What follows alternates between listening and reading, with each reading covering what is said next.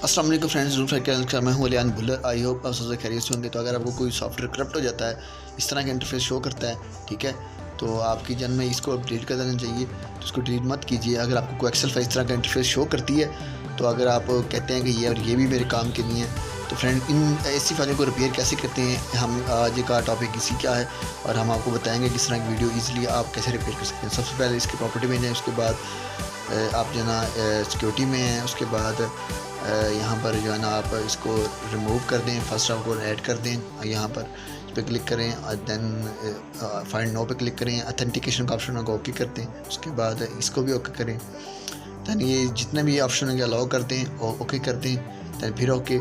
उसके बाद जो है ना आप इसको ओपन करके इजीली जो है ना इंस्टॉल कर सकते हैं। तो ये इजीली मेथड है। अगर आपको समझ नहीं आता दोबारा आप वीडियो रिवर्स करके देख सकते हैं कि हमें वीडियो छोटी बनानी है इसलिए।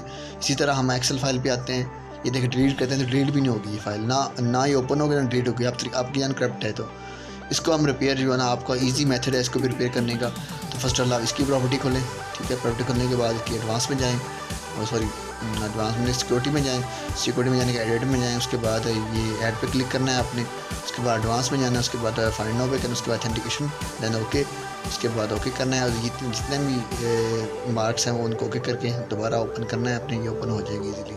जितने में आपका डाटा है ये ज़ाया होने से बच जाएगा, ठीक है। इसके अलावा अगर आपने कोई और फाइल है, ये फॉर एग्जांपल ये है, तो इसकी भी सिक्योरिटी में जाना है, ठीक है। वैसा ही मेथड है बिल्कुल। तो एडवांस में जाना है। अगर कोई और इस तरह का इंटरफेस शो करे तो आपने जो है ना इसको इसी तरीके से रिपेयर करना जिस तरह से आप देख रहे हैं, ठीक है।